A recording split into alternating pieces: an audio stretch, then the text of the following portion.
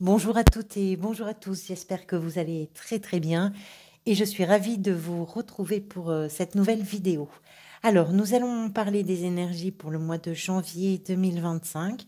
Avant de commencer, j'aimerais tout d'abord vous remercier toutes et tous pour vos soutiens, pour votre bienveillance, pour votre fidélité parfois. Merci de tout mon cœur pour votre présence.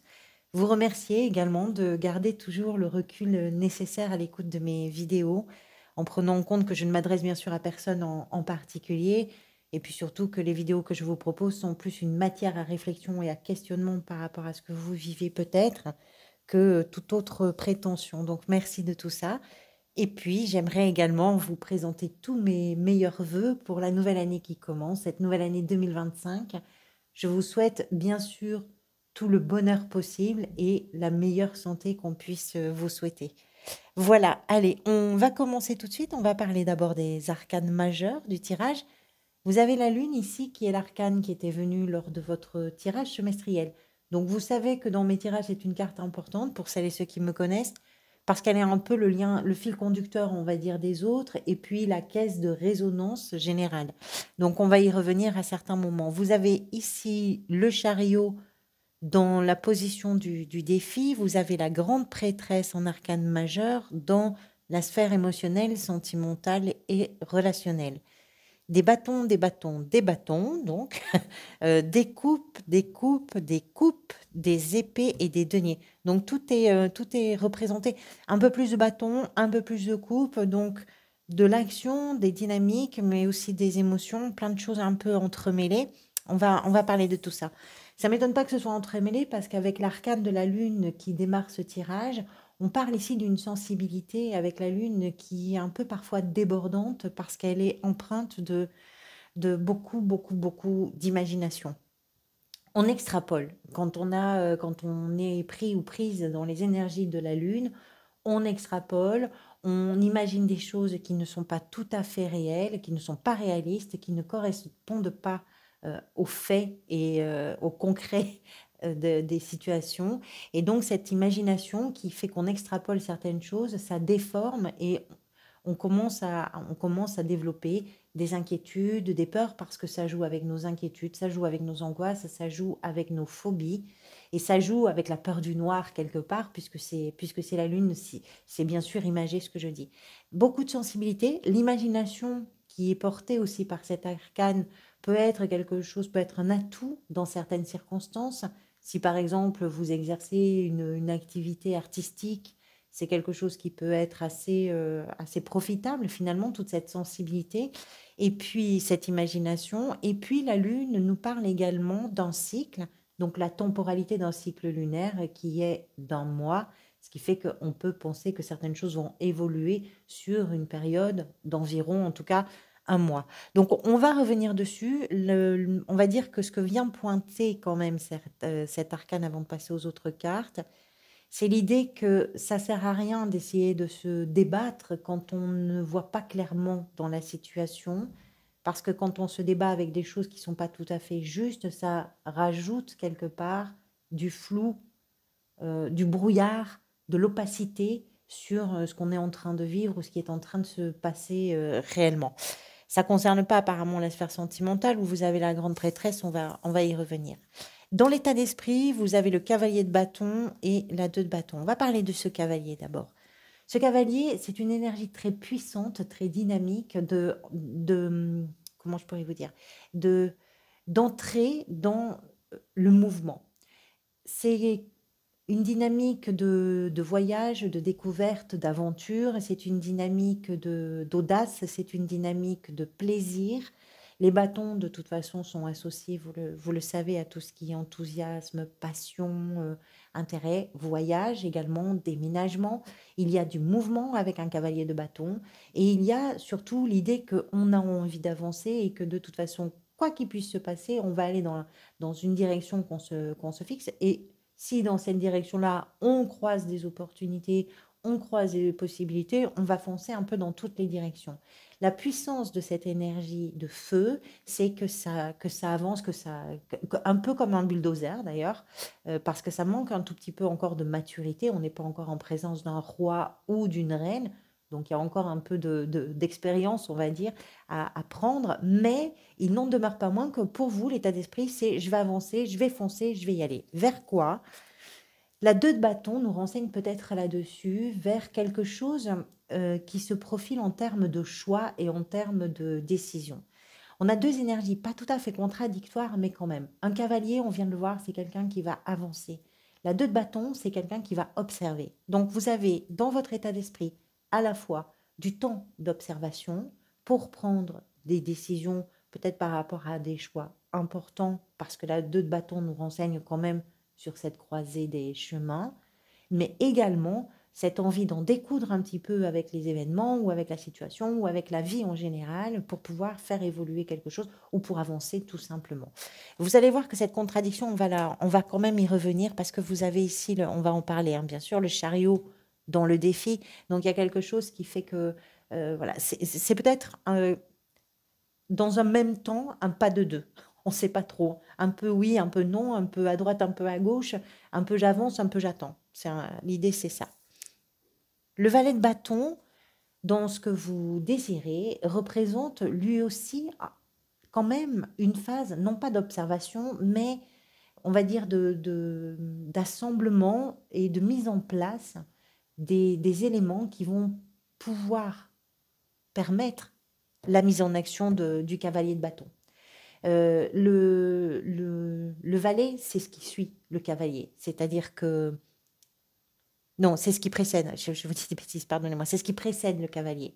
Mais ça, c'est ce que vous désirez. Donc, dans l'état d'esprit, il y a une envie peut-être de foncer et d'avancer, de faire bouger des choses, de bouger soi-même dans les situations.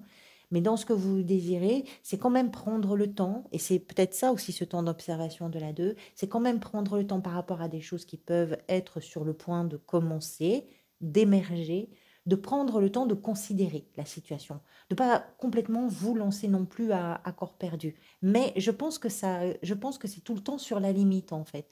Et je pense qu'il y a des moments, ce qui prend le dessus, c'est votre envie de foncer, et d'autres moments, ce qui prend le dessus, c'est que vous devez être confronté à des choses, ça se télescope comme ça, votre envie de foncer à des événements qui vous font peut-être ralentir un peu et dire, bon, peut-être que ce serait bien que j'observe et que je fasse en sorte que tout soit en place pour pouvoir avancer. Mais ça fait partie de ce que vous désirez, justement, cette mise en place, on va dire. Ce qui peut venir vous aider, c'est représenté par la 4 de coupe. Alors, la 4 de coupe, clairement, on voit bien cette représentation ici. On voit un personnage assis face à ces 3 coupes, complètement focalisé sur les 3 coupes, mais qui ne se rend pas compte que la vie est en train de lui tendre une 4e coupe. Ce que ça représente, c'est qu'il y a une chose, une possibilité, une option, une opportunité que vous n'avez pas encore complètement intégrée ou qui n'est pas encore complètement prise en compte ou active. Donc, ce qui va venir vous aider, c'est tout ce qui va vous permettre à vous, pour pouvoir avancer justement, de sortir de vos habitudes, de sortir de votre quotidien, de pouvoir vous... Alors, sortir, c'est peut-être un grand mot, mais en tout cas, de quelque chose qui va venir distraire finalement la routine qui est en place et qui, sur le plan émotionnel, même si c'est confortable, est un peu ennuyeuse finalement. Parce que c'est une carte qui nous parle de ça, de l'ennui, de la frustration. Et ce qui va venir vous aider, c'est justement les sollicitations qui vont vous permettre de vous désennuyer, de vous permettre de dépasser certaines frustrations peut-être. Et c'est peut-être ça aussi qui va vous donner cette envie de foncer et en même temps de vous dire peut-être qu'il faut que je prenne un peu le temps de réfléchir parce que la routine est très en place et solide probablement, comme pour tout le monde. Et du coup, il peut y avoir un temps de réflexion à se dire est-ce que je sors de mon précaré ou est-ce que je reste quand même à la maison. Mais ça, c'est ce qui va venir vous aider. Allez, le chariot dans la position du défi. Alors lui, il est intéressant. Et on parlait des contradictions, tout à l'heure. Donc on revient un petit peu dessus avec le chariot. Parce que le chariot, c'est vraiment une carte qui part à la réussite, qui part, on va dire, qui contrôle une situation parce que ça oblige, c'est une énergie qui pousse, qui oblige rien du tout, qui pousse à rester concentré sur les objectifs qu'on se fixe. Et c'est vraiment la carte par excellence de la mise en mouvement pour aller vers ces objectifs. C'est une carte de conquête, c'est une carte de victoire et de triomphe. Vous l'avez en défi. C'est-à-dire que pour vous, le défi, ça peut être justement ça peut être que quand vous avez envie de contrôler les choses en prenant le temps de réfléchir, d'observer, de mettre en place les événements, je ne sais pas quoi, ça peut en fait vous dépasser parce qu'il y a l'intrépide cavalier, parce qu'il y a la vie là qui est en train d'ouvrir un peu des portes et des fenêtres, et que du coup, bah, tout n'est pas sous contrôle pour vous. Et donc, le défi, c'est de se laisser un petit peu dépasser, parce qu'on n'arrive pas à rester focus sur un objectif et quelque chose qui vise. Quand je vous dis qu'il y a de la... Je pense qu'il y a... Parce que le chariot, il faut quand même le dire, hein, au-delà du fait que ce soit de la conquête et des victoires, hein, c'est aussi une carte de mise en mouvement. C'est la mise en route, ce sont des progrès, ce sont des évolutions. C'est la carte de l'évasion, voilà, c'est quelque chose se met vraiment en route. Et puis, la notion de territoire, pour certains et certaines d'entre vous, peut aussi avoir une importance pour le mois de janvier. Territoire, c'est le lieu où on vit, le lieu où on travaille, parce que ça peut amener à des déménagements, ça peut amener à changer de lieu peut-être de vie ou de travail, pourquoi pas. Ça peut aussi vous pousser, parce que les bâtons sont aussi en lien avec tout ça. C'est la découverte de l'inconnu. Alors ça peut être vraiment au sens propre comme au sens figuré. En réalité, ça peut être l'exploration de nouveaux territoires physiques, géographiques. Donc le défi, rester concentré et pas se laisser peut-être, pas se laisser complètement dépasser par les événements. Dans la sphère professionnelle, vous avez le roi de coupe qui incarne la stabilité, qui incarne la maturité sur la gestion des émotions, sur tout ce que... Alors, le roi de coupe peut représenter bien sûr un personnage aussi dans votre recherche d'emploi, dans votre activité ou dans votre gestion du quotidien, qui est un personnage très rassurant parce que c'est quelqu'un qui fait preuve d'empathie, parce que c'est quelqu'un qui comprend ce que vous êtes en train de faire et qui c'est aussi quelqu'un qui peut vous accompagner. Le roi de coupe est souvent un guide. C'est quelqu'un de sage, c'est quelqu'un qui a qui écoute déjà et qui va entendre les choses de façon juste et qui va vous permettre aussi de peut-être de faire des expériences. On n'est pas dans le jugement quand il y a des erreurs, on n'est pas dans le jugement face à un roi de coupe quand il y a des faux pas. C'est pas quelque chose de grave.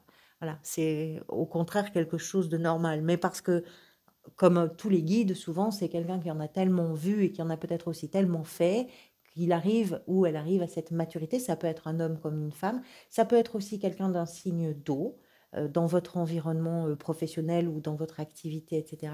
Les signes d'eau, ce sont les poissons, les cancers et les scorpions, hein, comme vous. Mais ça peut être également votre propre, comment je dirais, je vais trouver le terme, pardonnez-moi, votre énergie à vous.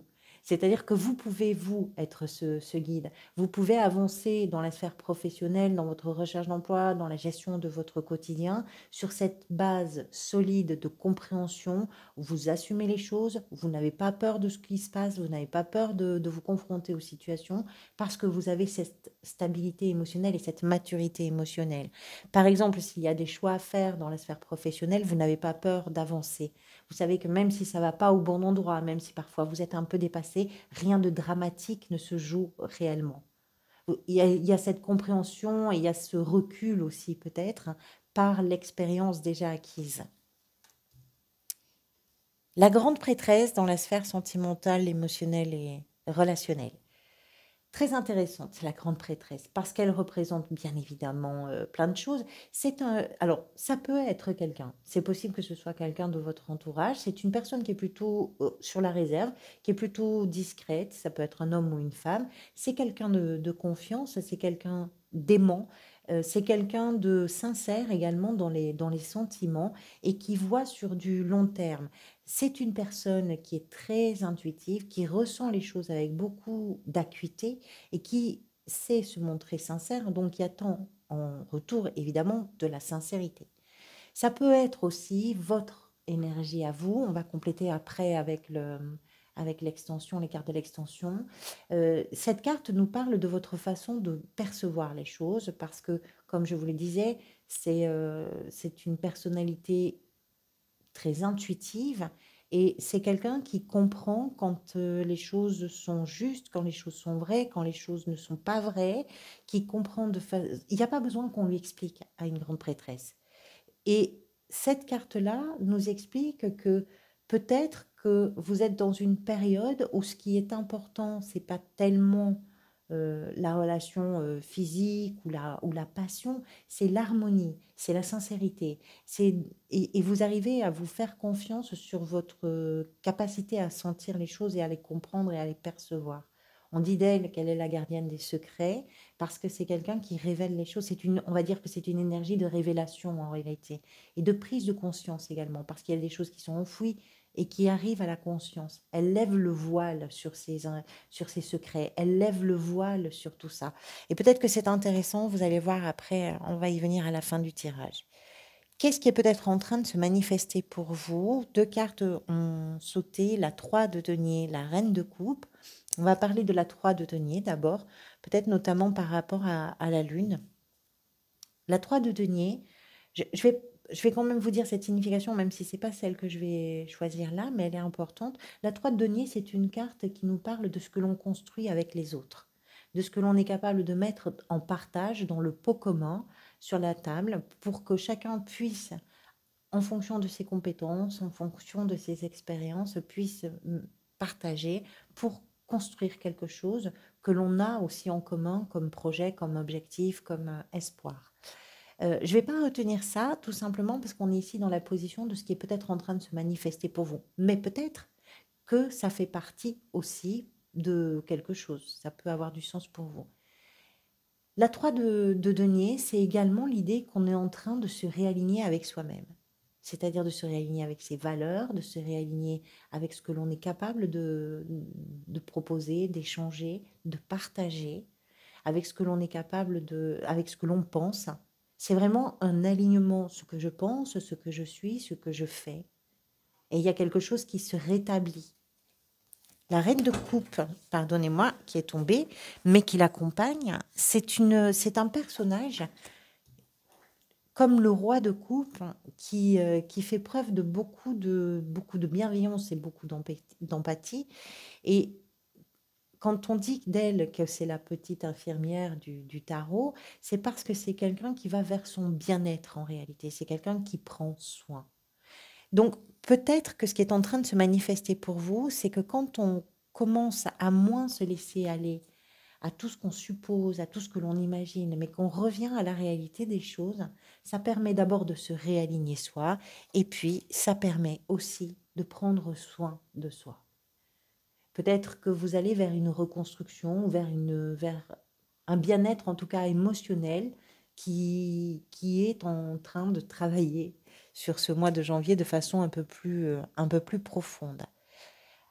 À la fin du mois, vous avez la 3 d'épée qui est venue. On va parler de cette carte d'abord puisque c'est celle qui est venue, que j'ai complétée parce que je ne voulais pas vous laisser avec cette carte.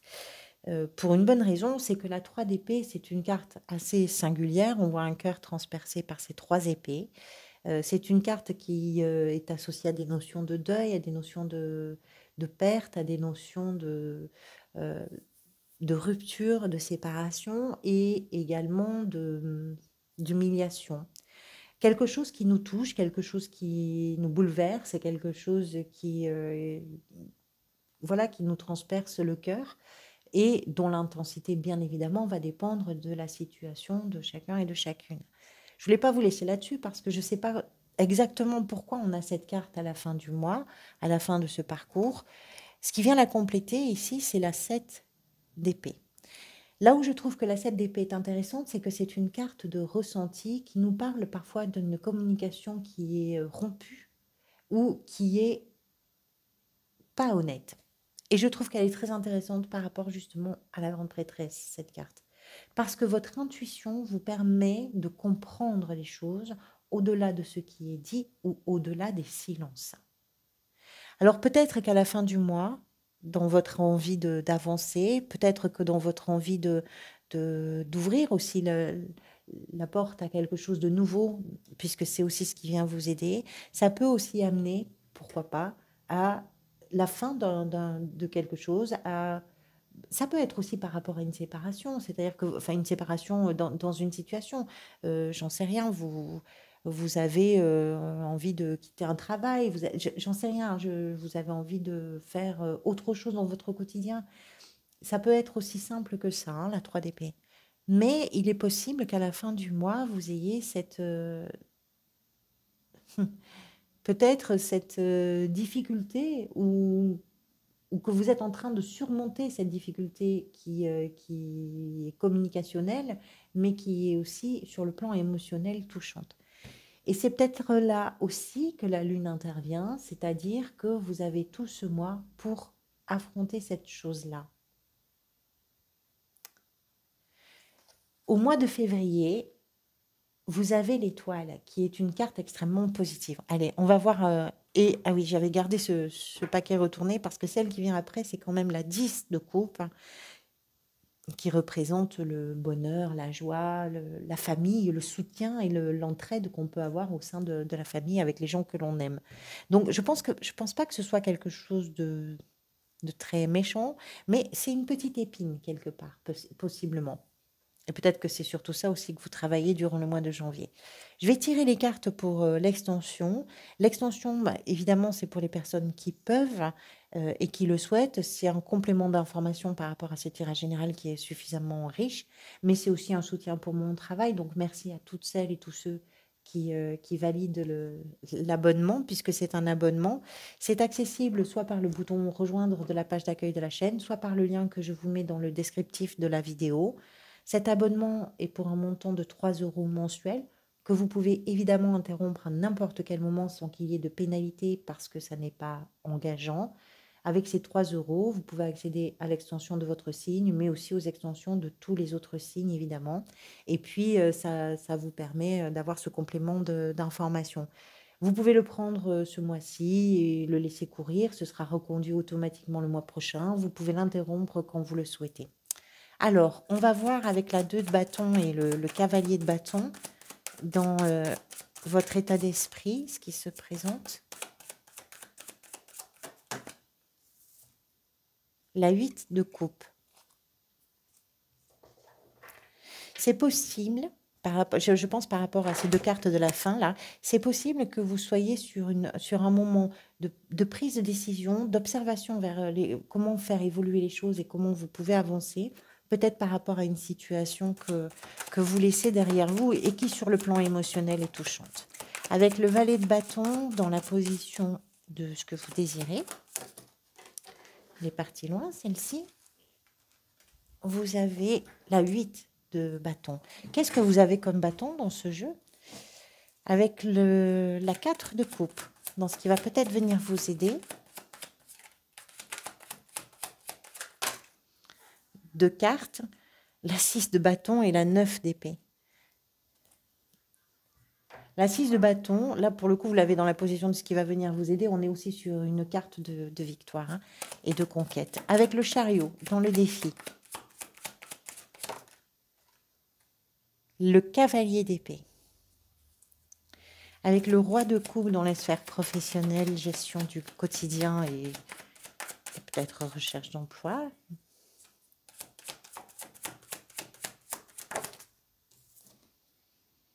Le valet d'épée.